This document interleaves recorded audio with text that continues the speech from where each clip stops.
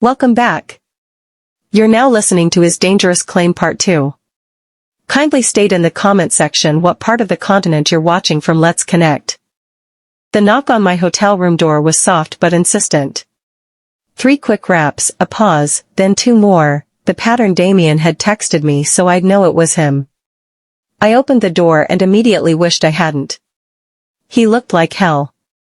His usually perfect hair was disheveled, his expensive shirt wrinkled and partially untucked. But it was his eyes that stopped my breath, wild with desperation and something that looked dangerously close to panic. Are you hurt? His hands were on me before I could answer, checking my arms, my face, my shoulders with frantic urgency. I'm fine, I said, stepping back from his touch. Being near him again sent conflicting waves of relief and pain through my chest. Victor didn't touch me. It was just a message. Show me. I replayed the voicemail on speaker, watching his face grow darker with each word of Victor's cultured threat. By the time it finished, his hands were clenched into fists at his sides. Pack your things, he said quietly. We're leaving. Now. Where are we going? Somewhere safe. Somewhere he can't find you. I didn't move toward my suitcase. And then what? I hide forever? I let you fight my battles while I cower in whatever safe house you've arranged? If that's what it takes to keep you alive, yes. That's not living, Damian. That's just existing. He turned to face me fully, and I saw raw fear in his expression. I won't lose you like I lost Elena. I'm not Elena. The words came out harder than I'd intended. And you don't get to make that decision for me. The hell I don't. His voice rose, control slipping. You're in danger because of me. That makes it my responsibility. Your guilt, you mean? He flinched as if I'd slapped him. Is that what you think? That this is all guilt? Isn't it? I crossed my arms, trying to shield myself from the magnetic pull I still felt toward him.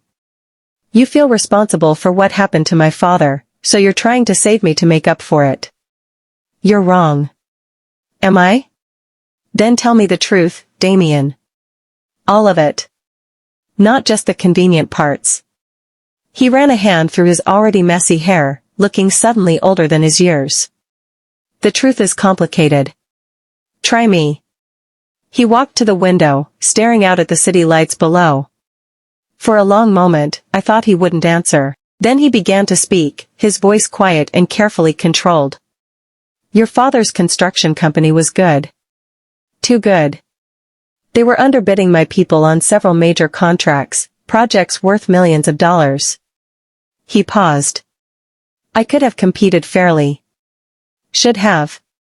But I was younger then, more ruthless. I saw a threat to my business, and I eliminated it. My stomach clenched. How? I had his permits delayed. His supplies became mysteriously unavailable. His subcontractors started having problems with their own projects, making them unavailable for his jobs. His shoulders were rigid with tension. Nothing illegal, technically. Just business pressure. You systematically destroyed him. Yes. The simple admission hit me like a physical blow. I'd known it, had figured it out from his earlier confession, but hearing him say it so plainly made it real in a way that stole my breath. And you watched him struggle. Watched him mortgage his house, work himself to death trying to save something you were determined to destroy. I didn't know him personally then. He was just a problem to be solved. A problem. I laughed, but there was no humor in it. My father was a problem. Lila. When did you realize? I cut him off. When did you figure out that the waitress at the charity gala was the daughter of the man you'd destroyed? He was quiet for so long I thought he wouldn't answer. When he finally spoke, his voice was barely above a whisper. The next morning. After I'd already decided I wanted to see you again. So you investigated me. I investigate everyone who interests me. It's a survival instinct. And when you found out who I was? What I was dealing with? That must have been convenient. Convenient? He spun around, his eyes flashing with something dark and dangerous. You think finding out I was responsible for your father's death was convenient? I think it gave you the perfect way to get close to me. To assuage your guilt while getting what you wanted. And what did I want? The question hung between us, loaded with implications I wasn't ready to face. Because the answer was written all over his face, in the desperate way he looked at me, in the way his hands shook when he touched me. You wanted me, I said quietly. I wanted you from the moment you told Senator Blackwood exactly what you thought of him. His voice was raw with honesty. Before I knew who you were. Before I knew about your father. Before I knew about any of it. But you didn't pursue me then. No. Because I make it a rule not to get involved with civilians. They get hurt. They die. They become liabilities I can't afford. So what changed? I found out about your father. And I realized I was already involved, whether I wanted to be or not. The damage was already done. I stared at him, trying to process the complex web of guilt and desire and responsibility he was describing. So you offered me the job. I offered you a way out, a chance to save your family's home, to build a real future. Yes, it was motivated by guilt, but it was also... He trailed off, struggling with words. What? It was the first unselfish thing I'd done in 20 years. The admission hung in the air between us, vulnerable and painful. I wanted to believe him. God, I wanted to believe that there was something pure in his motives, something beyond guilt and desire and the need to control. But trust, once broken, was almost impossible to repair. I need some air, I said, moving toward the door. You can't leave. His voice was sharp with panic. Victor has people watching this hotel, I know. But there's a balcony. The small balcony overlooking the street was barely big enough for two people, but it felt like freedom after the claustrophobic tension of the hotel room. The night air was cool against my skin, carrying the sounds and smells of the city I'd grown up in. Damian followed me out, keeping a careful distance. I know you don't trust me anymore. Can you blame me?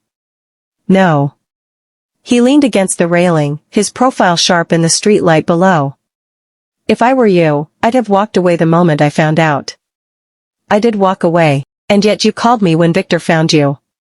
The truth of that stung. Despite everything, despite the betrayal and the lies of omission, he was still the first person I'd turn to when I was scared. That doesn't mean I forgive you. I know. His hands gripped the railing until his knuckles went white. But I need you to understand something. Whatever my original motives were, whatever guilt drove me to offer you that job, none of that changes how I feel about you now. And how do you feel about me? He turned to look at me, and the raw emotion in his eyes nearly brought me to my knees. I love you, he said simply. I love your strength, your stubbornness, your refusal to back down even when you should. I love the way you stood up to men twice your size, the way you sacrificed everything for your brother's future. I love that you see right through me, past all the money and power to who I really am underneath. And who are you underneath? A man who's made terrible choices. A man who's hurt people for money and power and revenge. A man who doesn't deserve someone like you. His voice cracked slightly.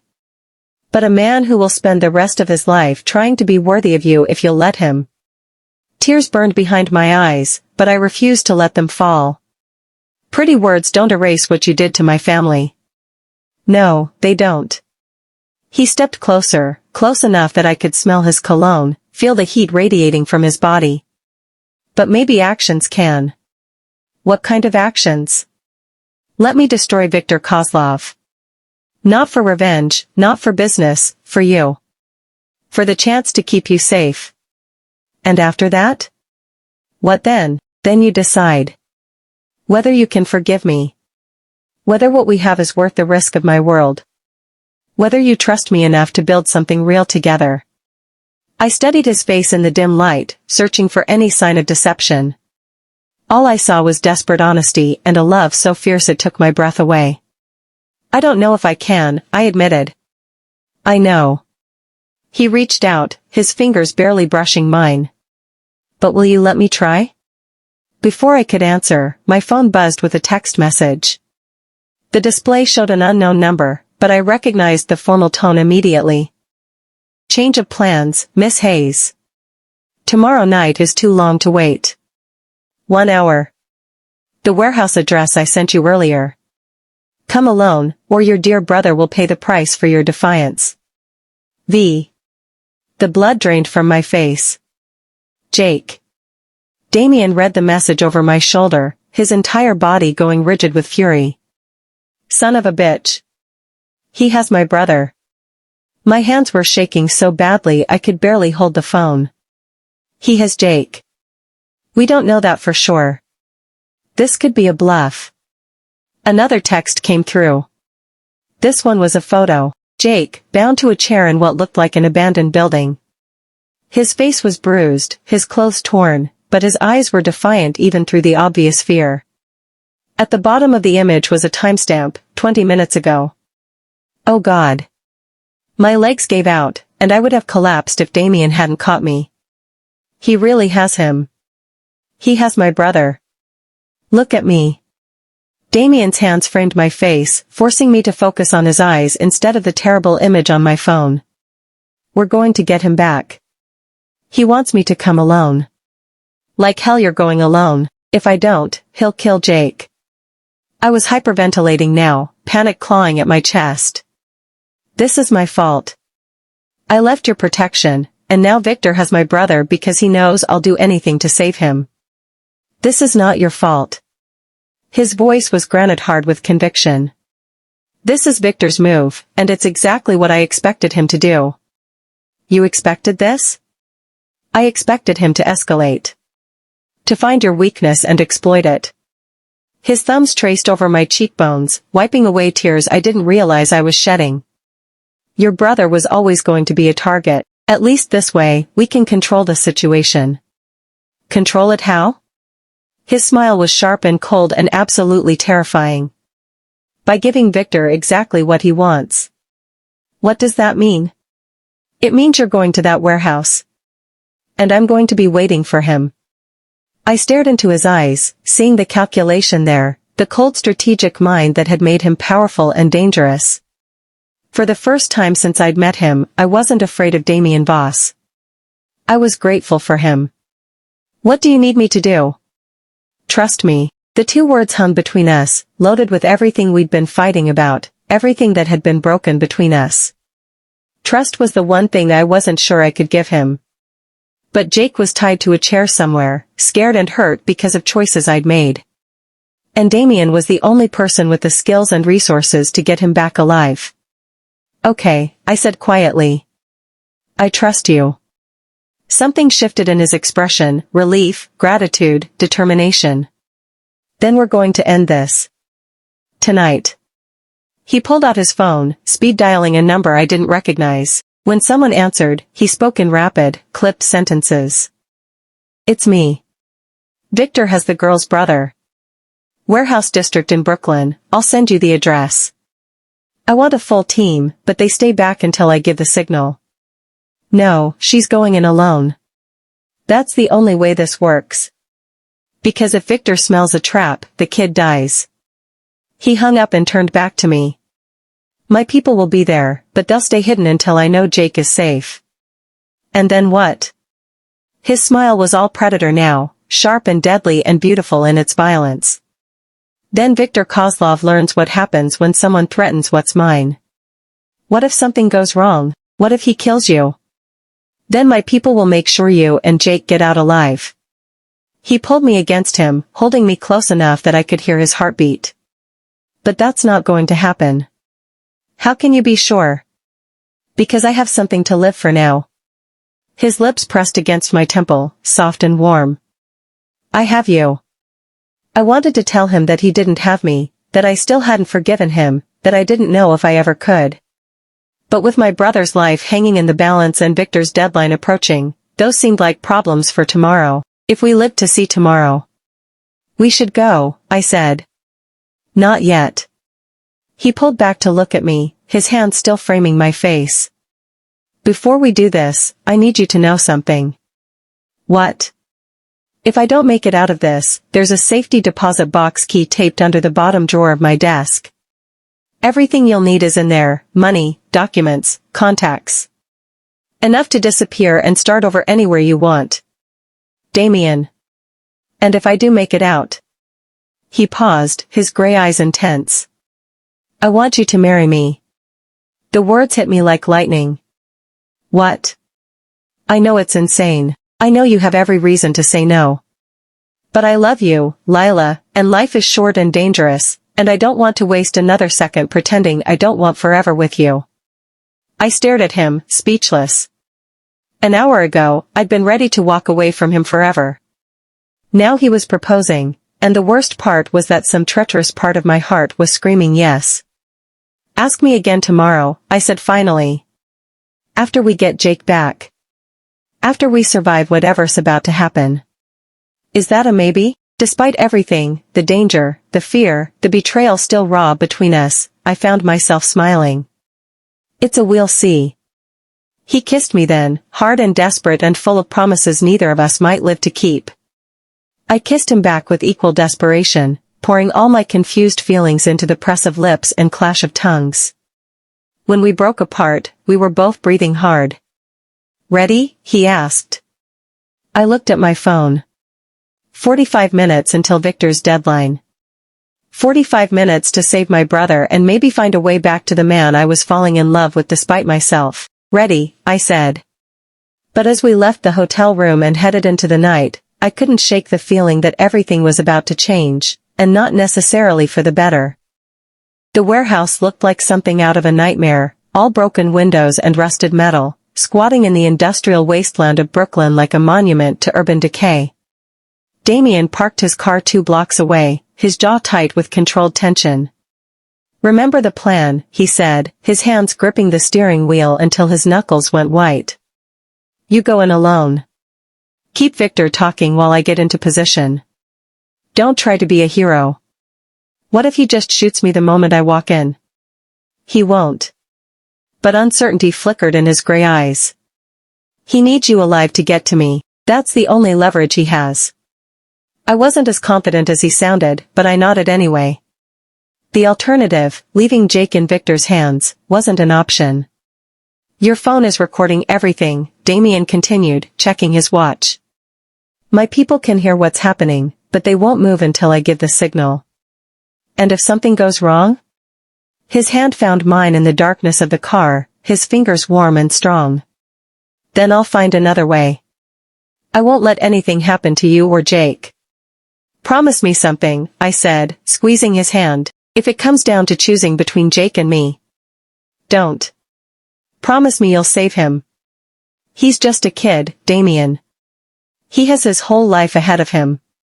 I'm not making that promise because I'm not letting it come to that. His eyes were fierce with determination. I'm getting both of you out of there alive. I wanted to believe him. God, I wanted to believe that his confidence wasn't just bravado, that he really could control this situation the way he controlled everything else in his life. But as I looked at the desolate warehouse district around us, I couldn't shake the feeling that we were walking into a trap. It's time, he said softly. I took a shaky breath and opened the car door. The night air was cold against my skin, carrying the scent of rust and decay and something else, fear, maybe, or violence waiting to happen. Lila. Damian's voice stopped me before I could close the door. I love you. The words hit me like a physical blow, raw and honest and terrifying in their timing. I wanted to say them back, wanted to tell him that despite everything, the lies, the betrayal, the dangerous world he'd dragged me into, I was falling for him too. Instead, I just nodded and walked away. The warehouse door was slightly ajar, a rectangle of sickly yellow light spilling onto the broken concrete. I could hear voices inside, Victor's cultured accent mixed with rougher voices I didn't recognize. I pushed the door open and stepped inside. The space was vast and mostly empty, filled with shadows and the echo of dripping water. Industrial lights hung from the ceiling, casting harsh pools of light that left everything else in darkness. In the center of the space, Jake was tied to a metal chair, his head hanging forward like he was unconscious. "Jake." I started toward him, but Victor's voice stopped me cold. "Ah, Miss Hayes. So punctual. I do appreciate that in a woman." He stepped out of the shadows, impeccably dressed as always in a perfectly tailored suit that looked obscenely expensive in the industrial setting. Two men flanked him, large, dangerous-looking men with the kind of scars that spoke of violent lives. "Let him go," I said, proud that my voice didn't shake. "You have what you wanted." "I'm here." "Yes, you are." Victor smiled, showing teeth that were too white and too sharp. "But I'm afraid it's not quite that simple. You see, your presence here is just the beginning. What do you want?" "I want Damian Voss to understand that actions have consequences. That stealing from me, threatening me, interfering with my business, these things require a response. Jake has nothing to do with your fight with Damian." "No, but you do." Victor began to circle me like a predator, his footsteps echoing in the empty space. "You're his weakness now. His Achilles heel. And that makes you very valuable indeed." I tried to keep track of where he was while also watching his men, but the shadows and harsh lighting made it difficult. "What do you want from me?" "I want you to call him. Tell him you're safe but that the negotiations have changed. Tell him if he wants to see you again, he needs to come here. Alone." "And then what?" "Then we settle our differences once and for all." The way he said it made my skin crawl. This wasn't about business anymore, this was personal. Victor wanted Damian dead, and he was going to use Jake and me to make it happen. What if I refuse? Victor stopped circling and pulled a gun from inside his jacket, pressing the barrel against Jake's temple. My brother's eyes fluttered open, focusing on me with a mixture of fear and confusion. "Lila?" His voice was weak, slurred. "What's happening?" "Then your brother dies," Victor said calmly. "And you get to watch." Terror flooded my system, but underneath it was something else, anger. Hot, righteous fury at this man who thought he could use innocent people as pawns in his twisted games. "You're a coward," I said, the words slipping out before I could stop them. One of Victor's men stepped forward, raising his hand to strike me, but Victor held up a finger to stop him. "Careful, Miss Hayes. Your tongue is almost as dangerous as your association with Mr. Voss. If you're going to kill us anyway, why should I cooperate?" "Because cooperation might earn your brother a quick death instead of a slow one." His smile was arctic cold. "And because deep down, you still hope your knight in shining armor will find a way to save you both." He was right, and we both knew it. Even now, even terrified and trapped, part of me was counting on Damian to have a plan. To somehow turn this situation around the way he turned around everything else. But what if he couldn't? What if this time, his enemies had finally outmaneuvered him? "Make the call," Victor said, pressing the gun harder against Jake's head. My brother whimpered, and the sound nearly brought me to my knees. I pulled out my phone with shaking hands. "Lila, don't," Jake started, but one of Victor's men backhanded him across the face, cutting off his words. "Jake." I lunged toward him instinctively, but the other man grabbed my arm, his grip like iron. "The call," Victor repeated. I dialed Damian's number, my heart hammering against my ribs. He answered on the first ring. "Lila? Are you safe? Is Jake?" "We're alive," I said, trying to inject some kind of warning into my voice. "But Victor wants to negotiate. He wants you to come here. Alone." The silence on the other end of the line stretched for so long I thought the connection had been lost. When Damian finally spoke, his voice was deadly calm. "Put him on." Victor held out his hand for the phone, his smile triumphant. "Damian, my old friend. How lovely to finally speak directly." I couldn't hear Damian's side of the conversation, but I could imagine the cold fury in his voice. Victor's expression grew more amused with each passing second. "Oh, I think you'll find my terms quite reasonable," Victor was saying. "You come here, we have a civilized conversation about the future of our respective businesses, and everyone walks away happy." More silence from Damian's end. Well, perhaps not everyone, Victor amended, glancing meaningfully at Jake and me. But you get my point. Victor ended the call and tossed my phone back to me. He'll be here within the hour. I do hope you used the time wisely to say goodbye. You're going to kill him. I'm going to kill all of you, Victor corrected pleasantly. But Damian's death will be particularly satisfying. He cost me a great deal of money and respect over the years. Time to collect what he owes me, with interest. I looked around the warehouse, trying to spot any sign of Damian's people. The shadows were deep, and there were plenty of places to hide, but I couldn't see anything that gave me hope. Why don't you sit down? Victor gestured toward a second chair that one of his men dragged over. Make yourself comfortable. We're going to be here for a while. I sat reluctantly, my mind racing.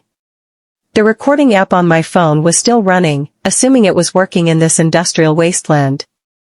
Damian's people had heard everything, knew Victor was planning to kill all of us. But what could they do? If they rushed the warehouse, Victor would kill Jake before they could stop him. If they waited for Damian to arrive, Victor would kill him too. We were trapped. Tell me, Victor said conversationally, what is it you see in him? Damian Voss is a cold, calculating man who destroys everything he touches. Surely a young woman like yourself could find someone more suitable. He's nothing like you, I said. Isn't he? We're both criminals, Miss Hayes. Both killers. Both men who take what we want without regard for the consequences. Damian protects the people he cares about. Victor laughed, the sound echoing off the warehouse walls. Does he? Tell me, how well did he protect his sister? The casual cruelty of the comment made my blood run cold. You killed Elena. I sent a message. Sometimes messages require dramatic emphasis to be properly understood. She was innocent. She was leverage. Just like you are now. Victor checked his expensive watch. 45 minutes until our guest of honor arrives. Shall we pass the time getting to know each other better? What followed was the longest 45 minutes of my life. Victor alternated between cruel small talk and casual threats, while his men watched us with the bored attention of predators waiting for feeding time. Jake drifted in and out of consciousness, probably concussed from whatever they'd done to capture him. I tried to stay alert, tried to look for opportunities or weaknesses, but Victor's men were professionals. They kept their distance, kept their weapons ready, and never gave us an opening. Then, exactly on schedule, we heard the sound of a car pulling up outside. Victor smiled. Right on time. I do admire punctuality in a man about to die. The warehouse door opened, and Damian walked in. He looked magnificent and terrifying, dressed all in black, moving with predatory grace despite the obvious trap he was walking into. His gray eyes swept the warehouse, cataloging threats and distances and tactical advantages in seconds. When his gaze landed on me, something fierce and possessive flashed across his face. Let them go, Victor, he said calmly. This is between us. Oh, but they're such lovely audience members, Victor replied. Besides, I want them to watch what happens to people who cross me. You have what you wanted. I'm here. Yes, you are. Victor gestured for his men to spread out, creating a triangle around Damian. Though I must say, I expected more of a challenge. This was almost disappointingly easy. Was it? Something in Damian's tone made Victor's smile falter slightly. What do you mean? I mean you made the same mistake you always make, Victor. You assumed I'd come alone. You did come alone. My men have been watching. The lights went out. Emergency lighting kicked in a second later, bathing everything in hellish red, but those few seconds of complete darkness were all Damian needed. I heard gunshots, shouts, the sound of bodies hitting the ground.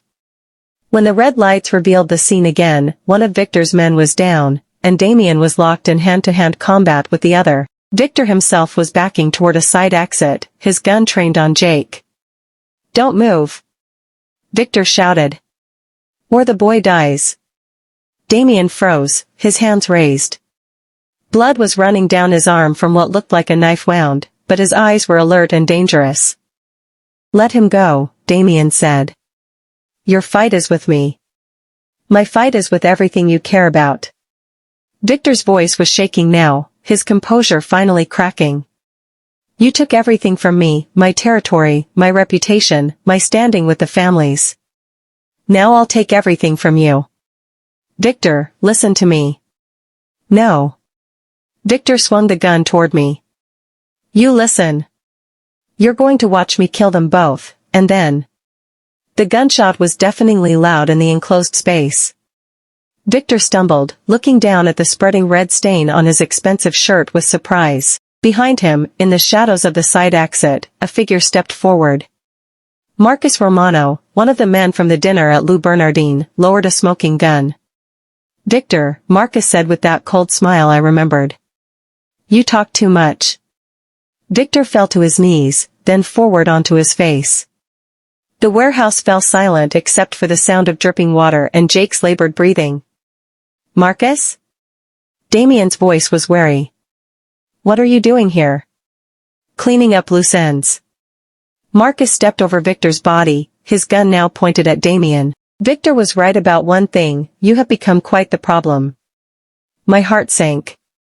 We'd gone from one enemy to another, and this one was clearly more competent than Victor had been. "The families voted," Marcus continued.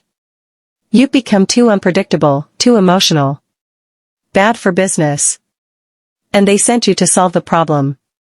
They sent me to make you an offer. Retire. Disappear.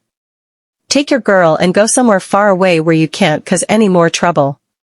"And if I refuse?" Marcus glanced meaningfully at Jake and me. "Then your retirement becomes permanent, along with theirs." I could see Damian calculating odds, looking for angles, trying to find a way out. But we were trapped, outnumbered, and Marcus had the drop on us. "You have 60 seconds to decide," Marcus said.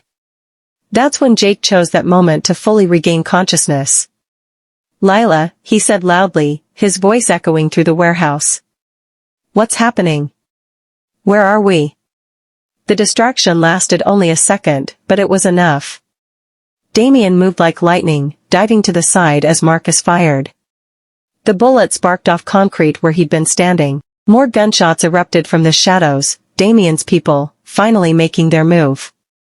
Marcus spun toward the new threats, giving Damian the opening he needed. I don't remember moving, but suddenly I was on the ground next to Jake's chair, working frantically at his ropes while chaos erupted around us. Gunfire, shouts, the sound of running feet on concrete. "Lila, get down." Damian's voice cut through the noise. I looked up to see him diving toward us, blood streaming from multiple wounds, his gun in his hand. Behind him, Marcus was raising his weapon for another shot. I didn't think, I just moved. The impact sent both Marcus and me tumbling to the ground, his gun spinning away across the concrete. He was stronger than me, heavier, but surprise was on my side. I managed to get one solid kick to his knee before he backhanded me across the face, sending stars exploding across my vision. Then Damian was there, pulling Marcus off me with violent efficiency. What followed was brief and brutal and ended with Marcus unconscious on the warehouse floor. "Lila." Damian dropped beside me, his hands frantically checking for injuries. "Are you hurt? Talk to me." "I'm okay," I managed, though my face felt like it was on fire. "Jake. I've got him." One of Damian's men, I recognized him from the hotel, was cutting through Jake's ropes. "Kid's banged up but alive." My brother collapsed forward as soon as he was free, but his eyes were clear now, focused. "Lila? What the hell is going on?" "I'll explain later," I said, struggling to sit up. "Are you okay? Did they hurt you?"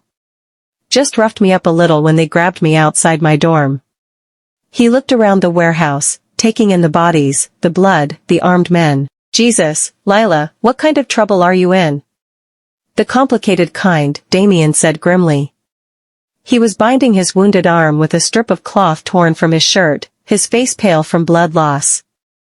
"We need to get out of here." Victor's people will have backup coming. What about them? I gestured toward Marcus and the other bodies. They'll be handled. Damian's expression was grim. Marcus was right about one thing, this changes everything. The families know about you now. They'll never stop coming. So what do we do? He looked at me, and I saw a mixture of love and regret and desperate determination in his gray eyes. We disappear, he said simply. All of us. Tonight. As his men helped us toward the exit, I looked back once at the warehouse that had nearly become our tomb. Victor's body lay motionless in a pool of blood, his expensive suit ruined. Marcus was being dragged away by Damian's people. It was over. But somehow, I knew it was also just the beginning. Where will we go? I asked as we stepped out into the cold night air. Damian's arm tightened around me, possessive and protective. Somewhere they'll never find us. Somewhere we can start over. And Jake? Comes with us. He's family now. I looked at my brother, bloodied but alive, then at the man who'd just fought an army to protect us both. The man who was offering to give up his entire empire to keep us safe. What about your business? Your life here? Damian's smile was soft, almost peaceful. You are my life now, Lila. Everything else is just details. As we drove away from the warehouse district, leaving behind the bodies and the blood and the old life that had just died as surely as Viktor Kozlov, I made a decision. Whatever came next, wherever we ran to, whatever new identities we built, I was done running from this thing between us. I loved Damian Voss. Dangerous, complicated, impossible Damian Voss. And if we were going to face the rest of our lives as fugitives, we might as well face them together. Ask me again, I said quietly. What? He looked at me, confusion flickering in his eyes. What you asked me in the hotel room.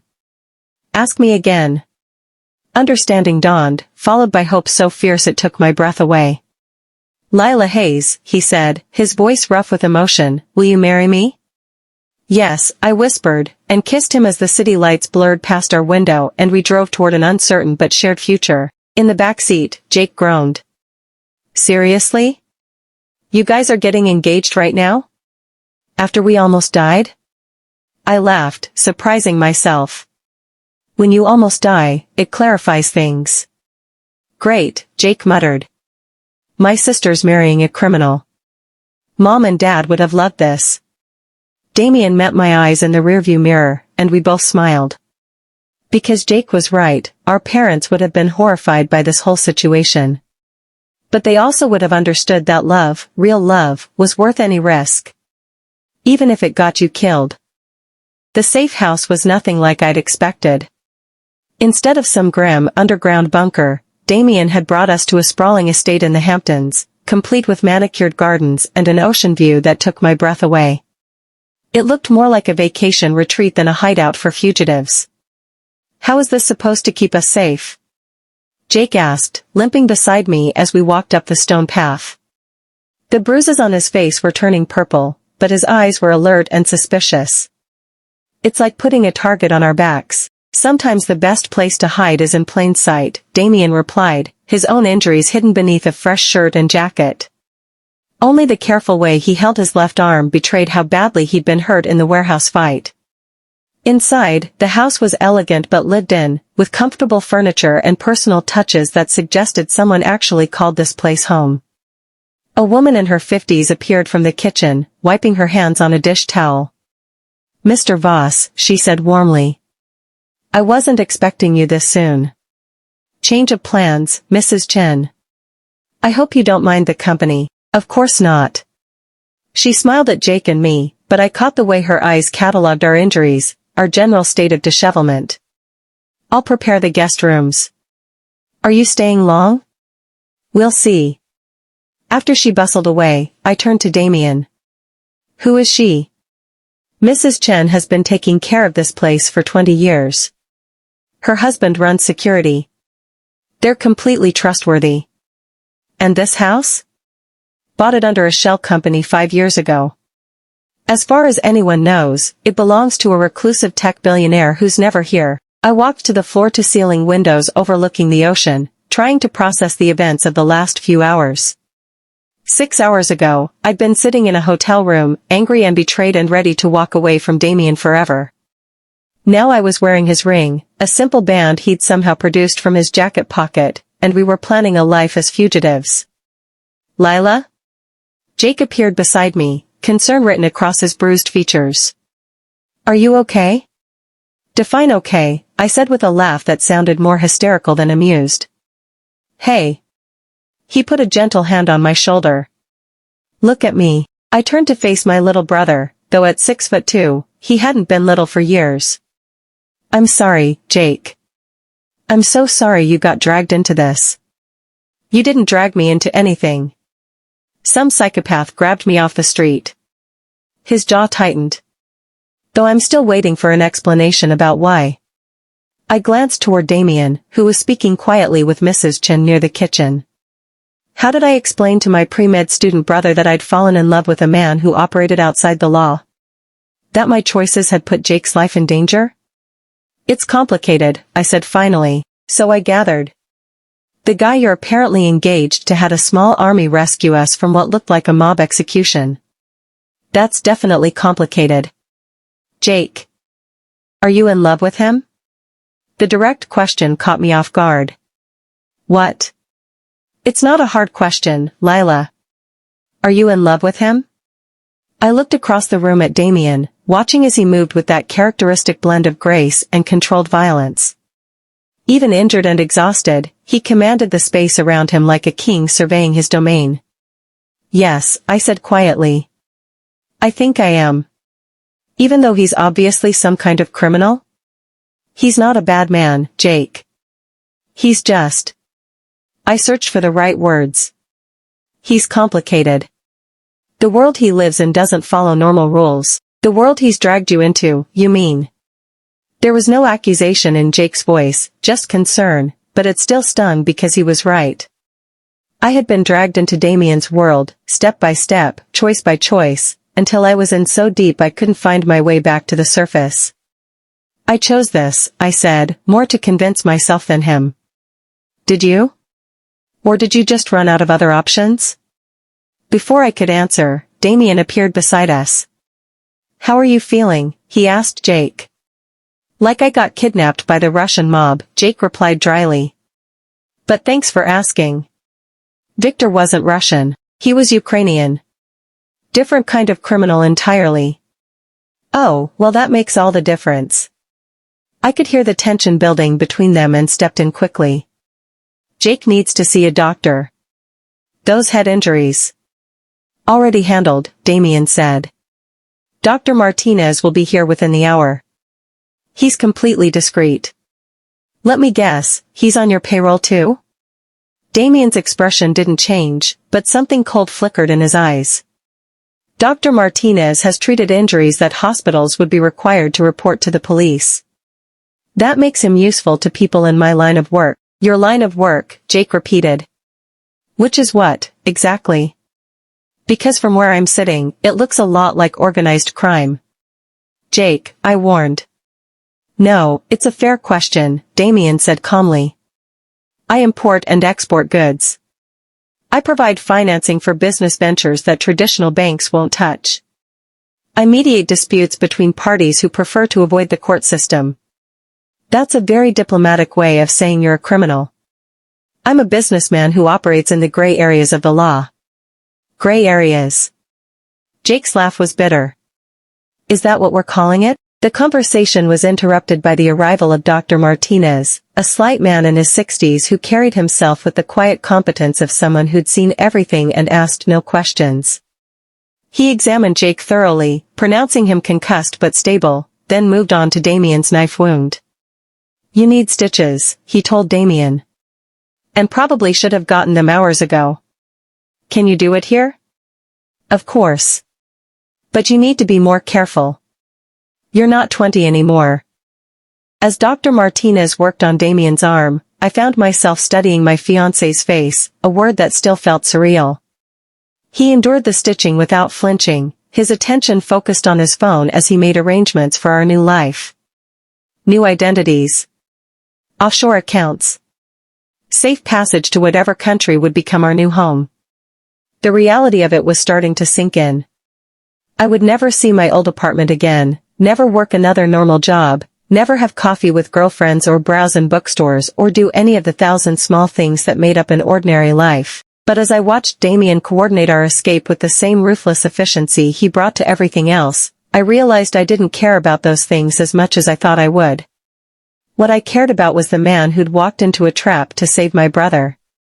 The man who was giving up his empire to keep us safe. The man who looked at me like I was the most precious thing in his world. Second thoughts, he asked quietly, having finished his calls. No, I said, and meant it. But I need to know something.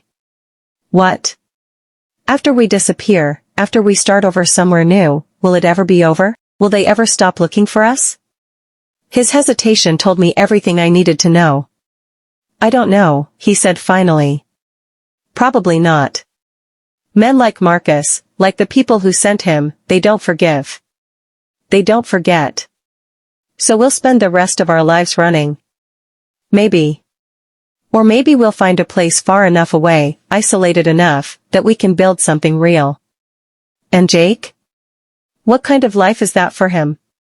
Damian glanced toward my brother, who was dozing fitfully on the couch. We'll make sure he can finish medical school, under a new name in a new country, but he'll have his career. If he wants it. If he can accept living a lie for the rest of his life. The alternative is being dead, Damian said bluntly. At least this way, he gets to choose what kind of life he wants to build. I knew he was right, but that didn't make it easier to accept. I was asking Jake to give up his identity, his friends, his entire future, because of choices I'd made. My phone buzzed with a text message. Unknown number, which immediately set off alarm bells. Miss Hayes. I believe we have some unfinished business to discuss, see. I showed Damian the message, watching his face go deadly pale. Who's C? I asked, though I was already dreading the answer. Chen Wei. One of Victor's partners from the dinner. His voice was tight with controlled fury. I thought Marcus was the only threat left. Apparently not. Another message came through, this one a photo. Jake, walking across his college campus earlier that morning, completely unaware he was being watched. The timestamp showed it was taken just hours before Victor's men had grabbed him. Your brother has such potential. It would be a shame if his academic career were cut short. We should meet to discuss terms. How is this possible? I asked, my voice shaking. Victor's dead. Marcus is neutralized. How are they still tracking us? Damian was already moving, pulling out his own phone to bark orders at someone on the other end. Lock down the perimeter. Check all surveillance feeds. I want to know if so much as a seagull gets within a mile of this place. Damian, I said, grabbing his arm as he started to pace. How did they find Jake's campus? How did they know to take that photo? His gray eyes met mine, and I saw a terrible understanding dawn in them. Someone told them, he said quietly. Who? Someone close enough to know our plans. Someone who knew Jake would be a target. The implication hit me like a physical blow. You think there's a traitor? I think we've been played from the beginning. Before I could ask what he meant, his phone rang. He answered it without looking at the caller ID. Voss. I couldn't hear the other side of the conversation, but I watched Damian's expression grow darker with each passing second. I see, he said finally. And you're sure about this? More talking from the other end. How long? Damian asked. The answer made him close his eyes in what looked like pain. Understood. We'll be ready. He ended the call and looked at me with an expression that made my blood run cold. What is it? I asked. Chen Wei isn't just Victor's partner. He's the head of the Triad's East Coast operation. And he's been planning this for months. Planning what? Victor's death. Marcus's betrayal. Our escape to this house. Damian's voice was hollow with defeat. All of it. We haven't been running from them, Lila. We've been dancing to their tune. The room seemed to spin around me. That's impossible. Chen wanted Victor out of the way. He was too unpredictable, too violent. He wanted the family's territories consolidated under his control. And he wanted me eliminated as a potential threat. So he orchestrated everything? Victor kidnapping Jake, the warehouse fight, Marcus's betrayal? He let Victor think he was in charge while feeding him just enough information to make his plan seem viable. He let Marcus believe he was acting on the family's orders while setting him up to fail. And us? What were we supposed to be? Damian's smile was bitter and self-loathing. The perfect bait. Chen knew I'd do anything to protect you. He counted on my feelings making me predictable. Which they did. I sank onto the nearest chair, trying to process the scope of the manipulation we'd been caught in. So what happens now? Now Chen makes his final move. He has us isolated, exactly where he wants us. No backup, no allies, nowhere to run. How long do we have? According to my contact, Chen's people are already on their way. Maybe an hour, maybe less. I looked toward Jake, still unconscious on the couch, then back at Damian. We could run. Take Jake and go, right now. Where? Chen has resources we can't match. Money, connections, people who owe him favors. He'll find us anywhere we go. So we're trapped. We're trapped. The helplessness in his voice was almost worse than the fear. This was Damian Voss, the man who always had a plan, who could turn any situation to his advantage. If he thought we were beaten, then we probably were. There is one option, he said quietly. What? I could call Chen. Offer to meet him. Alone. No. The word came out sharper than I'd intended. No, we're not doing that again. I'm not letting you walk into another trap trying to save me. Lila. No. I stood up, pacing toward the window. Outside, the ocean stretched endlessly toward the horizon, beautiful and indifferent to our human drama. There has to be another way. What are you thinking? I turned back to face him, an idea forming in my mind. It was dangerous, probably stupid, and might get us all killed. But it was the only thing I could think of that might actually work. You said Chen has been planning this for months, right? That he orchestrated everything to get us exactly where he wanted us? Yes. Then he's not expecting us to know that. He's expecting us to react the way we have been, with you trying to protect me while I try to keep everyone safe. Where are you going with this? What if we stopped playing by his rules? What if, instead of reacting to his moves, we made some moves of our own? Damian studied my face, and I saw something spark in his eyes, not hope, exactly, but the beginning of an idea. What did you have in mind? I took a deep breath, knowing I was about to propose something that would either save us or destroy us completely. We give Chen exactly what he wants, I said. But not the way he expects to get it. Explain. He wants you eliminated and your territories under his control. He wants me as leverage to make sure you cooperate. He wants Jake as insurance against any last-minute heroics. Yes.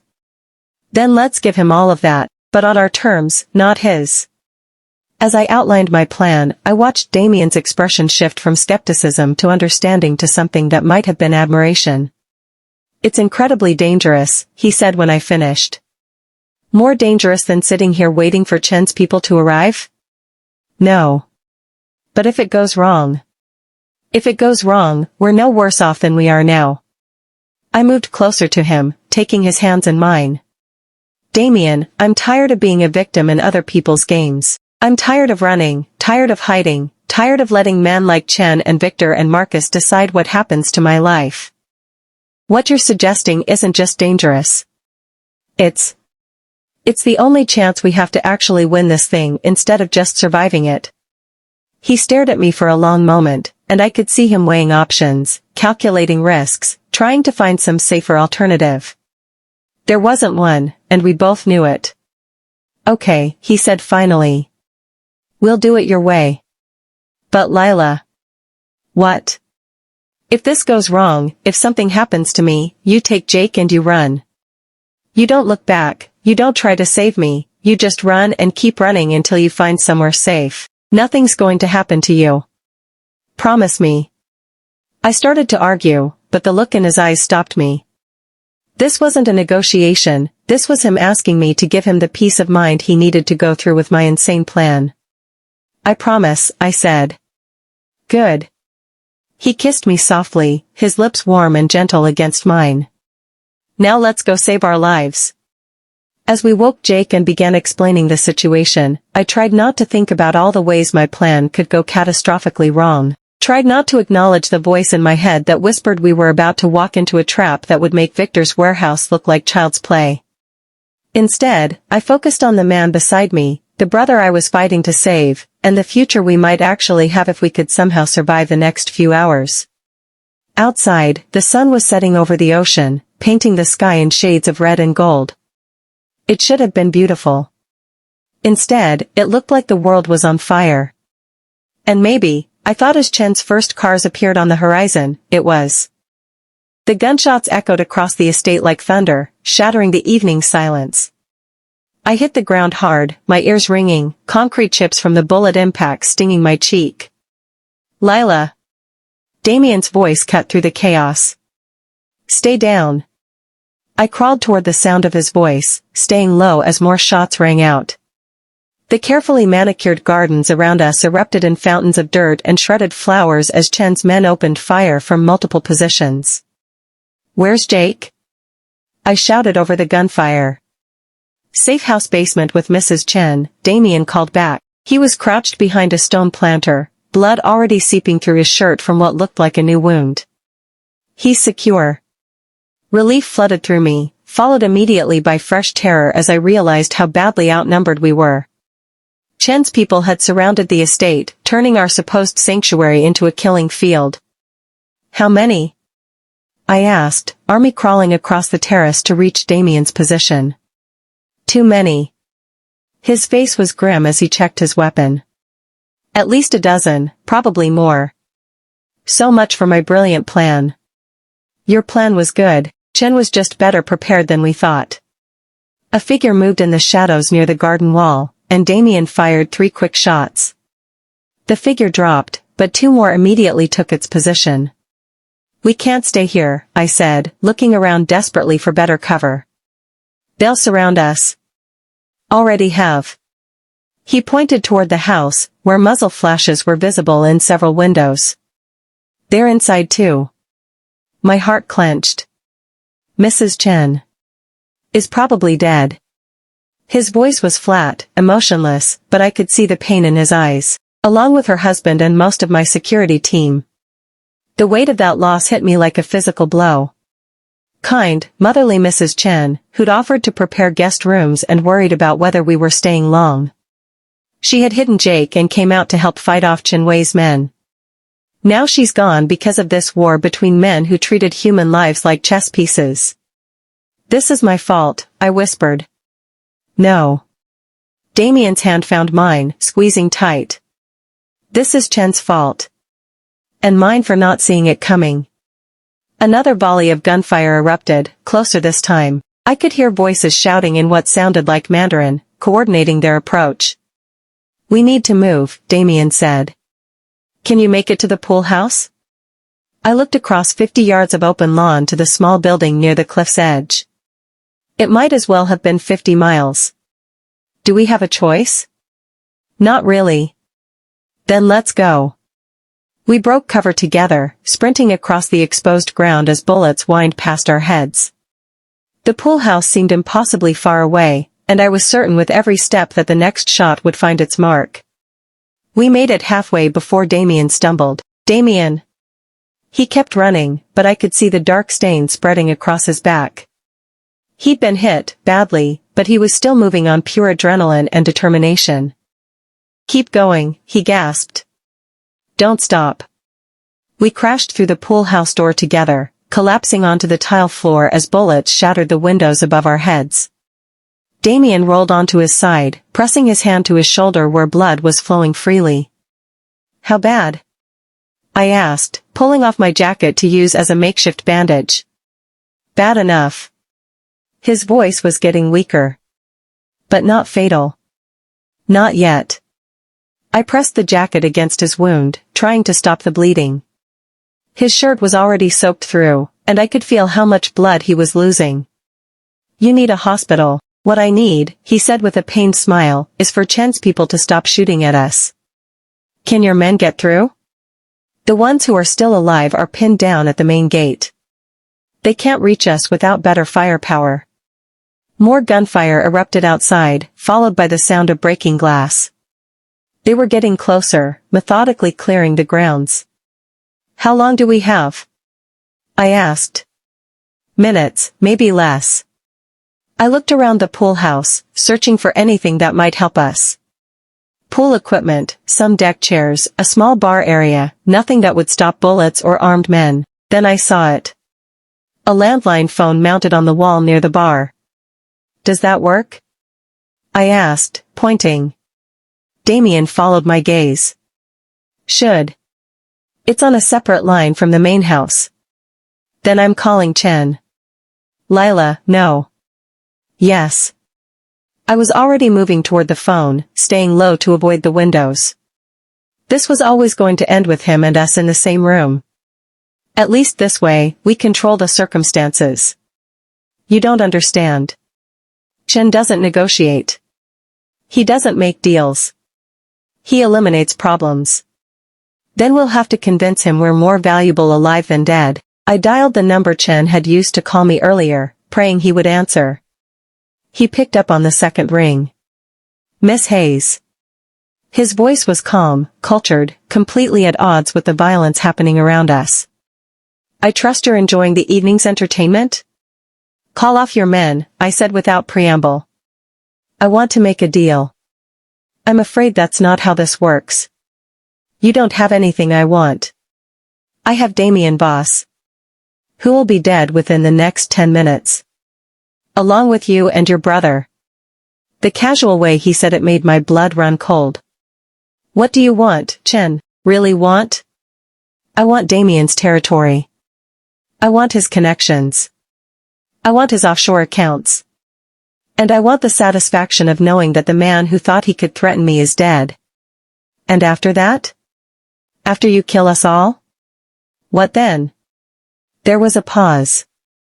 Then I consolidate my power and move forward with business. What if I told you there was a way for you to get all of that without the risk of a prolonged war? Without the attention that 3 high-profile murders would bring? Another pause, longer this time. I'm listening. Face-to-face meeting. You, me, and Damian. No weapons, no backup. Just a conversation. Chen laughed, the sound chilling over the phone line. You're hardly in a position to dictate terms, Miss Hayes. Aren't I? Your men have been shooting at us for 15 minutes and we're still alive. That suggests this isn't going as smoothly as you planned. A temporary setback. Or maybe you underestimated us. Maybe you underestimated how far Damian will go to protect the people he loves. Maybe you underestimated what I'm capable of when my family is threatened. The gunfire outside had stopped, I realized. An ominous silence had fallen over the estate. You have 5 minutes, Chen said finally. Pool house. No weapons. Any sign of treachery and everyone dies. The line went dead. I turned back to Damian, who was watching me with a mixture of admiration and terror. Are you insane? He asked. Probably. I helped him sit up against the wall, noting how pale he'd become. But we're out of options. Chen will kill us the moment he walks through that door. Maybe. Or maybe he'll listen to what I have to say. Which is what, exactly? I took a deep breath, knowing I was about to propose something that would either save us or damn us completely. I'm going to offer him something better than revenge. Before Damian could ask what I meant, the pool house door opened. Chen Wei stepped inside, flanked by 2 armed men who immediately took positions by the windows. He looked exactly as I remembered from the restaurant, immaculately dressed, civilized, and absolutely terrifying. Miss Hayes. Mr. Voss. He nodded politely, as if we were meeting for afternoon tea instead of a negotiation that would determine whether we lived or died. You wished to speak? Sit, I said, gesturing to one of the deck chairs. Chen's eyebrows rose at the command, but he sat. His men remained standing, weapons ready. You want Damian's territory, I began without preamble. His connections, his accounts, his entire operation. I can give you all of that. Can you? Chen's voice was amused. And what would you want in return? Safe passage for the three of us, new identities, enough money to start over, and your word that you'll never come after us. Generous terms for a woman with no leverage. I have more leverage than you think. I pulled out my phone, showing him the screen. On it was a banking app, showing account balances that made Chen's eyes widen slightly. Damian's offshore accounts, I explained. All of them. Controlled by biometric locks that require both his fingerprint and mine to access. It was a lie, of course. I had no access to Damian's money, but Chen didn't know that, and the shocked expression on Damian's face was perfect. He looked exactly like a man who'd just realized his girlfriend had more control over his empire than he'd thought. Interesting, Chen said slowly. But hardly sufficient. There's more. I pulled up another screen, this one showing what looked like a contact list. Damian's entire network. Suppliers, clients, government contacts, law enforcement assets.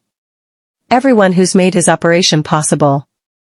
This part was actually true. I'd memorized the contact list from Damian's phone during our time at the safe house, though I had no way to actually reach these people. You would betray your fiancé so easily? Chen asked.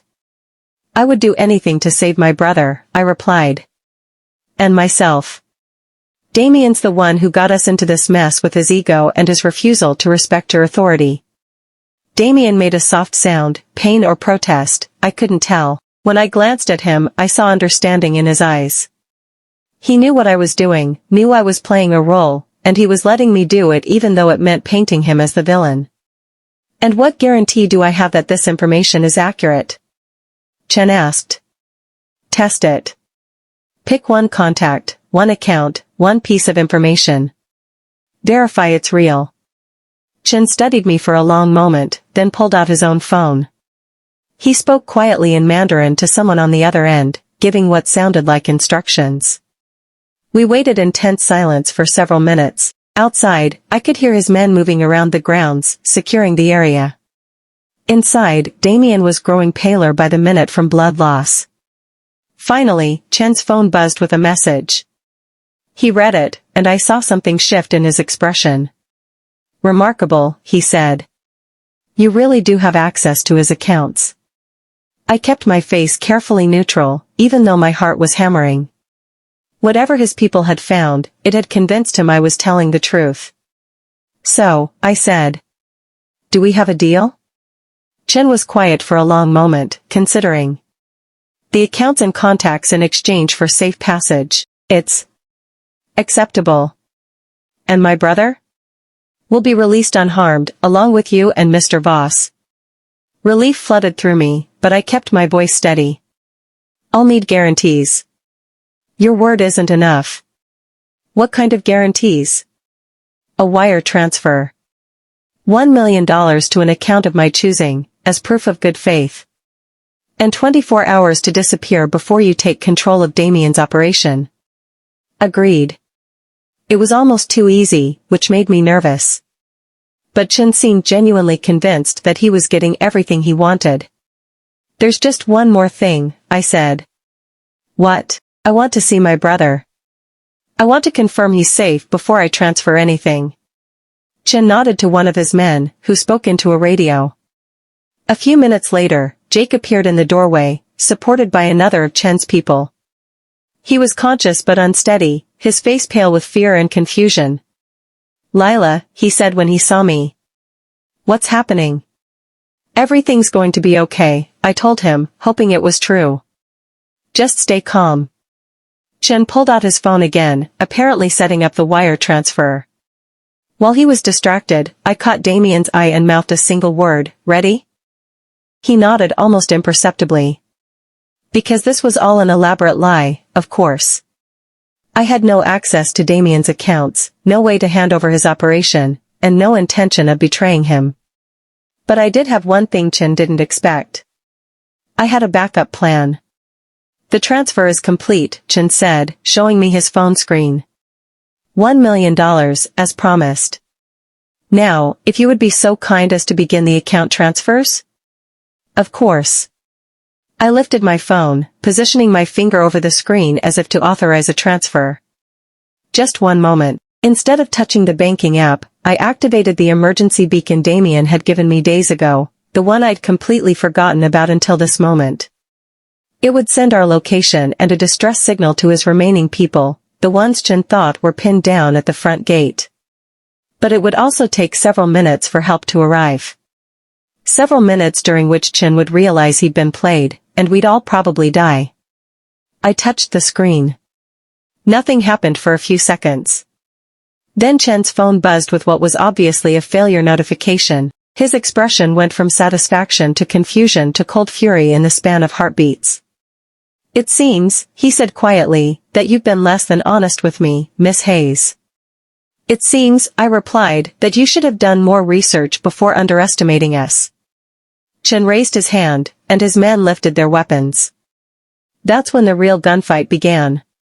The remaining windows of the pool house exploded inward as Damian's people opened fire from positions we hadn't even known they occupied. Chen dove for cover behind the bar as his men returned fire, filling the small space with the deafening sound of automatic weapons.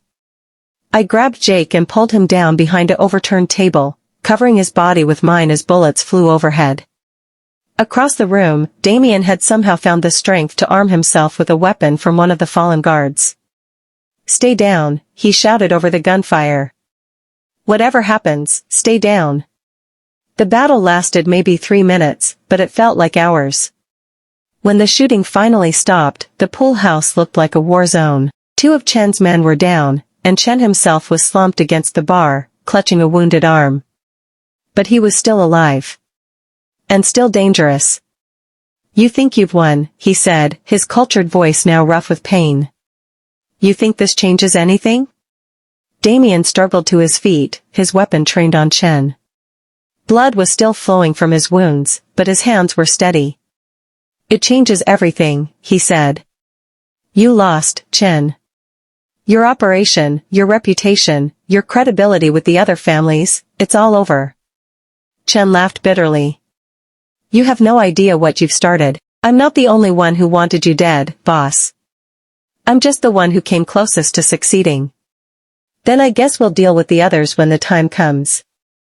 "Will you? How many more times can you cheat death? How many more times can you put the people you love in danger before your luck runs out?" The questions hung in the air like poison, because we all knew Chen was right. This victory was temporary. There would always be another enemy, another threat, another reason to run or fight or hide. "Maybe you're right," Damian said finally. "Maybe this will never end. But that's not your problem anymore." He pulled the trigger. Chen Wei slumped forward and was still. In the silence that followed, I could hear sirens in the distance, police, probably, drawn by the gunfire. We had minutes before this place would be swarming with law enforcement. "We need to go," I said, helping Jake to his feet. "All of us? Right now?" Damian nodded, though he was swaying with blood loss. "There's a boat at the private dock. We can reach international waters before." He collapsed. I caught him as he fell, feeling how much blood he'd lost, how weak he'd become. He was dying, and we were out of time. "Jake," I said urgently. "Can you help me get him to the dock?" My brother nodded, still in shock but functional. Together, we half-carried, half-dragged Damian through the ruined gardens toward the cliff path that led to the water. Behind us, the sirens were getting closer. Ahead of us lay the ocean and an uncertain future. But as I looked at the man I loved, unconscious in my arms, I realized something that should have terrified me but somehow didn't. I would follow him anywhere. Into exile, into danger, into whatever came next. Because love, real love, wasn't about safety or certainty or normal lives. It was about choosing someone again and again, no matter what it cost. And I chose Damian Voss. Even if it killed us both. 6 months later, I stood on the balcony of our villa in Santorini, watching the sun set over the Aegean Sea. The view was breathtaking, whitewashed buildings cascading down the cliffsides, azure water stretching to the horizon, tourists snapping photos of the legendary Greek sunset. It should have been perfect. Paradise, even. So why did I feel like I was still waiting for the other shoe to drop? You're thinking too hard again. Damian's voice came from behind me, warm and familiar. I felt his arms slide around my waist, pulling me back against his chest. He'd recovered fully from his injuries, though he still bore the scars from that night at the estate. We both did. Just watching the sunset, I said, leaning into his warmth. Liar. He pressed a kiss to my temple. You're thinking about Chen's message. He was right, of course. The mysterious envelope that had arrived that morning, postmarked from Hong Kong with no return address, had been haunting me all day. Inside had been a single photograph, Jake walking across the campus of his new medical school in Geneva, completely unaware he was being watched. No note. No demands, just the image and the implicit threat it represented. We knew this might happen, Damian said softly. Chen had allies, people who might want to continue his work. I know. I turned in his arms, studying his face in the golden light. But I thought we had more time. We had 6 months. 6 months of peace, of normal life, of pretending we were just ordinary people in love. And now? His gray eyes were serious, but I saw no fear there. Only determination. Now we deal with whatever comes next. Together. The word together should have been reassuring. Instead, it reminded me of how much we both had to lose. What if they never stop coming?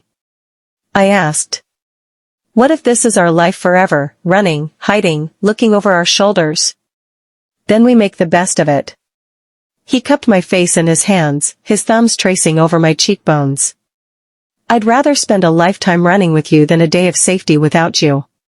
Pretty words, I said, echoing something I'd said to him months ago. But nothing. His voice was firm. Lila, do you remember what you told me that night at the estate? When you were explaining your plan to outwit Chen, I said a lot of things that night. You said you were tired of being a victim in other people's games. Tired of letting men like Chen decide what happened to your life. I did remember. The fierce anger that had driven me to take control of our situation, to fight back instead of just surviving. What's your point? My point is that you're doing it again. You're letting the possibility of future threats control how you feel about our present happiness. He was right, and I hated that he was right, but the fear was so ingrained now, so much a part of who I'd become, that I didn't know how to turn it off. I'm scared, I admitted. I know. So am I. The admission surprised me. Damian rarely acknowledged fear. But I'm more afraid of wasting the life we've built together worrying about threats that might never come. Before I could respond, my phone buzzed with a text message. Unknown number, which still made my heart race even after all these months. Asterisk Miss Hayes. I believe it's time we met. Tonight. The old fortress on the north side of the island. Come alone, or your peaceful new life ends tonight. A friend of Chen Wei Star. I showed Damian the message, watching his expression harden into the cold mask I'd learned to recognize. Well, he said grimly. I guess we have our answer about whether they'd ever stop coming. What do? We finish it. Once and for all. The old fortress was a relic from the Ottoman era, perched on a rocky outcropping that commanded a view of the entire northern coastline. During the day, it was a tourist attraction. At night, it was isolated and perfect for the kind of confrontation someone like Chen's ally would prefer. Damian and I approached on foot, having parked our rental car a mile away. The narrow path up to the fortress was treacherous in the darkness, but we'd scouted it weeks ago, part of the security preparations Damian insisted on wherever we lived. "Remember the plan," he said as we neared the entrance. "You go in first. I stay back until we know who we're dealing with." "I still don't like this." "Neither do I. But you were right before, sometimes the only way to win is to stop playing by their rules." The fortress gates were open, which should have been our first warning. Inside, the ancient courtyard was lit by strategically placed lanterns that created pools of light surrounded by deep shadows. A figure stepped out of the shadows, a woman in her 40s, elegantly dressed despite the remote location. She had Chen's same coldly beautiful features, but where his eyes had been calculating, hers burned with something much more dangerous. Grief. And rage. "Miss Hayes," she said in accented English. "Thank you for coming." "You're Chen's sister," I said. It wasn't a question. "I am Chen Li. And you are the woman responsible for my brother's death." "Your brother was responsible for his own death. He chose violence over negotiation. He chose to defend his territory and his honor. You and your lover chose to murder him in cold blood." There was no point in arguing the details of that night. Chen Li had clearly decided on her version of events, and nothing I said would change her mind. "What do you want?" I asked instead. "Justice. Balance. The restoration of my family's honor." "And how do you plan to achieve that?" Chen Li smiled, and the expression was chilling. "By giving you the same choice my brother gave you, your life, or the lives of everyone you care about. If you're talking about Jake, your brother is safe. For now. But he won't remain so if you don't cooperate." "What kind of cooperation?" "The kind that ends with Damian Voss dead and you understanding the price of crossing my family." I heard a soft footstep behind me and knew without turning that Damian had moved closer. Chen Li heard it too, her hand moving to something inside her jacket. "Mr. Voss," she called out. "Please join us. There's no point in skulking in the shadows." Damian stepped into the light, his hands visible and empty. But I could see the tension in his posture, the way he positioned himself to move quickly if necessary. "Chen Li," he said calmly, "I wondered when you'd make your move." "Did you? How thoughtful. I hope you've used the time to prepare your affairs. Tonight will be your last opportunity to do so." "Will it?" Something in Damian's tone made me look at him more closely. He didn't look worried or afraid. If anything, he looked satisfied. "You seem remarkably calm for a man who's about to die," Chen Li observed. "That's because I'm not the one who's about to die." The words hung in the air between them, loaded with implications I didn't understand. Chen Li's confidence faltered slightly. "What do you mean?" "I mean you made the same mistake your brother made. You assumed I was reactive instead of proactive. You assumed I'd wait for you to make your move instead of making my own. I don't understand. You should have killed me 6 months ago, when you had the chance. Instead, you chose to let me recover, let me plan, let me prepare for exactly this moment." As if summoned by his words, figures began emerging from the shadows around the courtyard. Not Chen Li's people, I could tell by their movements, their positioning. These were Damian's. "Impossible," Chen Li breathed. "You're supposed to be retired. Out of the game." "I am retired," Damian agreed. "But retirement doesn't mean defenseless. It just means selective about the battles I choose to fight." Chen Li's hand moved toward her weapon, but froze as red laser dots appeared on her chest. Sniper sights, multiple ones, from positions around the fortress. "How?" she asked. "Simple," Damian replied. "I've been expecting you for months. The moment you started watching Jake, started planning this confrontation, I knew about it. Every move you've made, every resource you've used, every ally you've contacted, I've been 3 steps ahead." "That's not possible." "We were careful, discreet. You were predictable." His voice was cold now, all pretense of civility gone. "Grief makes people predictable. Revenge makes them sloppy. And family honor makes them stupid." I stared at him, finally understanding. You've been planning this since the day we arrived in Santorini. I knew Chen's family would eventually come for us. I knew they'd target the people we care about. So I made preparations. What kind of preparations? The kind that ensure this ends tonight. Permanently. Chenli laughed, but there was no humor in it. You think killing me will solve your problems? I'm not the only one who wants you dead, boss. There are others, people with longer memories and deeper pockets than you can imagine. I know, Damian said calmly. That's why I'm not just killing you. I'm sending a message to all of them. He pulled out his phone, showing Chenli the screen.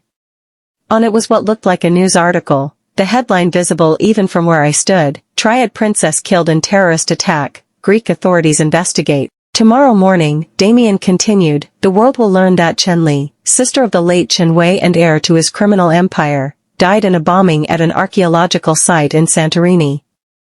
A terrible tragedy, the work of unknown terrorists with unknown motives. Chenli's face had gone white. You're going to frame me as a terrorist?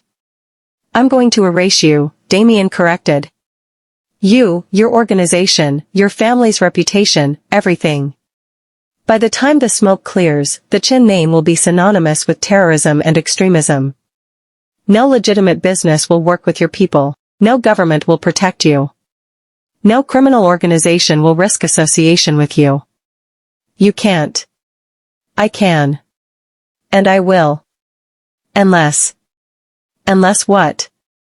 Unless you walk away. Tonight. Leave Santorini, leave Europe, go back to Hong Kong and forget we exist. Tell your people that pursuing us isn't worth the cost. Make them understand that some battles can't be won. Chenli stared at him, and I could see her weighing her options. Pride and honor against survival and pragmatism. And if I refuse? Then you die tonight, and your organization dies with you. Either way, the threat to my family ends. The silence stretched between them, heavy with tension and unspoken calculations. Finally, Chenli nodded slowly. You've grown more ruthless since your retirement, she said. I've grown more focused, Damian corrected. I used to fight for territory, for money, for respect. Now I fight for the people I love. That makes me infinitely more dangerous. And if I agree to your terms? If I walk away? Then you get to keep breathing. Your organization gets to rebuild without the terrorist stigma.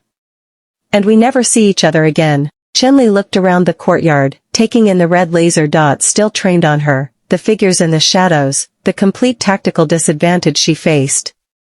I'll need guarantees, she said finally. You'll need to trust my word. The same way I'm trusting yours. Your word. The word of a man who just threatened to destroy everything I am. The word of a man who could have had you killed months ago but chose to give you this opportunity instead. Another long silence. Then Chenli reached slowly into her jacket, pulled out a gun, and placed it on the ground at her feet. Chen Wei was my brother, she said quietly. But he was also a fool. He let his emotions cloud his judgment, and it got him killed. Yes, it did. I won't make the same mistake. She stepped back from the weapon, her hands raised in surrender. We're done here, Mr. Voss. My family will not pursue you or yours any further. See that they don't. Because if they do, if anyone with any connection to Chen Wei so much as looks at my people wrong, I won't be so generous next time. Chenli nodded and began walking toward the fortress entrance. At the threshold, she paused and looked back. For what it's worth, she said, my brother was wrong about you. You're not weakened by love. You're made more dangerous by it. Then she was gone, disappearing into the night like smoke. I stood in the sudden silence, trying to process what had just happened. Around us, Damian's people began emerging fully from their positions, efficient and professional as they secured the area. Is it over? I asked. It's over, Damian confirmed. The Chen family will honor her word, they can't afford not to. And word will spread through other organizations that pursuing us isn't worth the cost. How can you be sure? Because I didn't just threaten her family's reputation. I showed her proof that I could destroy it. That changes the entire calculation for anyone thinking about coming after us. I looked at him, really looked at him, in the flickering lantern light. This was the man I'd fallen in love with, but it was also the man who could orchestrate something this complex, this ruthless, without breaking a sweat. "You've been planning this for months," I said. "Yes." "Why didn't you tell me?" "Because I needed you to be genuinely surprised, genuinely afraid." If Chenli had suspected this was a trap, she would have approached it differently. "So you used me?" Again. The words came out harsher than I'd intended, but I couldn't help feeling manipulated despite understanding the necessity. "I protected you," he corrected. "There's a difference." "Is there?" We stared at each other across the ancient courtyard, surrounded by the evidence of his careful planning and ruthless execution. Part of me was grateful, this nightmare was finally over, we were finally safe. But another part of me wondered what other secrets he was keeping, what other plans he was making without telling me. "Are you angry with me?" he asked. I considered the question seriously. Was I angry? Or was I something else, impressed, maybe, by the sheer scope of what he'd accomplished? Worried about what it said about our relationship that he could orchestrate something this significant without my knowledge? "Ask me tomorrow," I said finally. "When I've had time to process all of this." "Fair enough." He moved closer, his hands reaching for me. "But Lila, I need you to understand something." "What?" "Everything I do, every plan I make, every risk I take, it's all for you. For us. For the life we're building together." "I know that." "Do you?" "Because sometimes I think you still see me as the dangerous man who destroyed your father's business. The criminal who dragged you into a world of violence and betrayal." I looked into his eyes, seeing the vulnerability there beneath the surface confidence. This powerful, dangerous man was asking me to see past the things he'd done to the reasons he'd done them. "I see the man who walked into a warehouse to save my brother," I said softly. "I see the man who gave up his empire to protect me. I see the man who spent 6 months planning an elaborate scheme to ensure our safety without putting me at risk. And I see the man I love. All of him. Even the dangerous parts." Relief flooded his expression. "Even the dangerous parts?" "Especially the dangerous parts." I moved into his arms, feeling his warmth, his strength, his absolute certainty that he could protect us from anything. Because those are the parts that keep us safe. He kissed me then, soft and sweet and full of promises. Around us, his people continued their work, but for a moment, it was just us in the ancient courtyard under the star-filled sky. "So what happens now?" I asked when we finally broke apart. "Now we go home. We call Jake and tell him it's safe to stop looking over his shoulder. We plan our wedding, a real wedding this time, not some civil ceremony in a safe house." "And after that?" His smile was soft, peaceful in a way I'd rarely seen before. "After that, we live. Really live. No more running, no more hiding, no more looking over our shoulders. Just us, building the life we want together." It sounded too good to be true. But as we walked down the mountain path together, hand in hand under the Mediterranean stars, I let myself believe it was possible. We'd survived everything that had been thrown at us. We'd defeated enemies who should have been too powerful to beat. We'd found love in the middle of chaos and made it strong enough to last. Maybe we really could have our happy ending. 1 year later, I stood on another balcony, this one overlooking the Pacific Ocean from our new home in Northern California. The house was smaller than the Santorini villa, more private, tucked away in the coastal hills where no one could find us unless we wanted to be found. Jake was visiting for spring break from medical school, full of stories about his classes and his girlfriend and his plans for the future. He'd adapted to his new identity better than any of us had expected, embracing the chance to reinvent himself in a place where no one knew his history. "Aunt Lila," a small voice called from inside the house. "Uncle Jake says you have cake." I turned to see Emma, our neighbor's 4-year-old daughter, peering at me through the sliding glass door. We'd become surrogate family to the Hendersons when they'd moved in next door, A normal family with normal problems who had no idea their neighbors were former fugitives from organized crime. I do have cake, I confirmed. But only for good little girls who ask nicely. Please, may I have some cake? Emma asked with exaggerated politeness. Of course you can. Go find your mom and tell her I said it was okay. Emma scampered off, her delighted laughter echoing through the house. A few minutes later, Damian appeared beside me, sliding his arms around my waist in the gesture that had become as natural as breathing. She's got you wrapped around her little finger, he observed. Says the man who spent 3 hours yesterday building her a fairy house in the garden. That was different. That was construction. Very manly construction. I laughed, leaning back against his chest. Of course it was.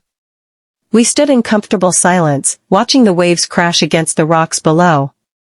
In the distance, I could see a container ship making its way towards San Francisco, carrying goods from all over the world to people who would never know the complex web of deals and negotiations that had brought them there. Any regrets? Damian asked softly. It was a question he asked sometimes, usually when we were like this, peaceful, content, surrounded by the ordinary domestic happiness we'd fought so hard to achieve. About which part? Any of it. All of it. The night we met, the choices you made, the life we built together. I considered the question seriously, as I always did.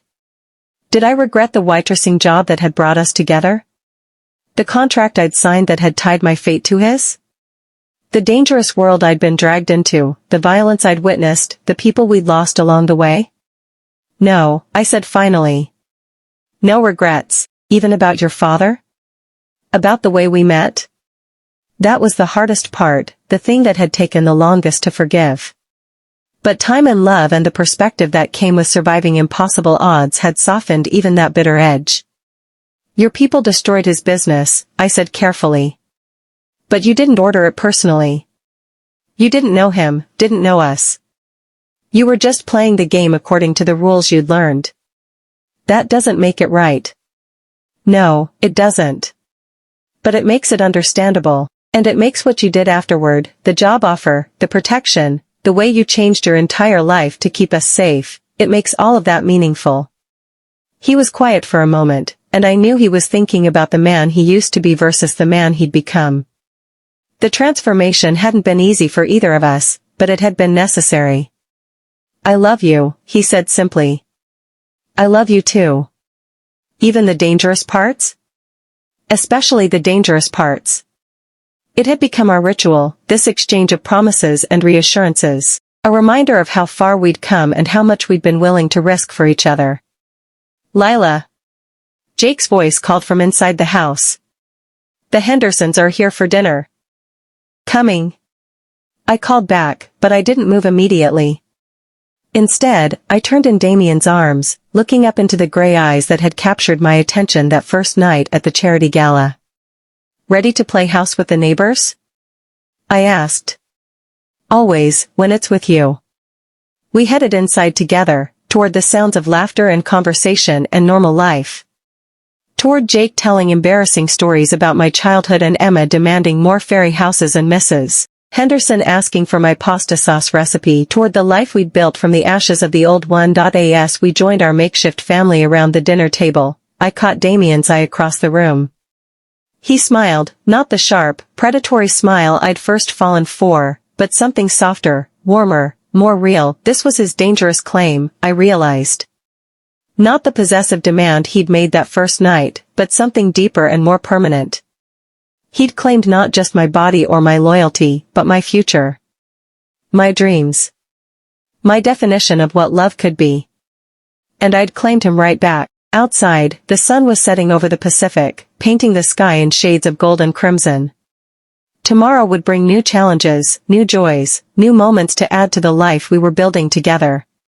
But tonight, surrounded by the people we'd chosen as family, safe in the home we'd made together, I was exactly where I belonged. In the arms of the dangerous man who'd saved me. In the life we'd fought for and won. In his dangerous claim, and he in mine. Thank you for staying tuned and listening till the end. If you enjoy this story, kindly leave a comment on your favorite part and don't forget to subscribe.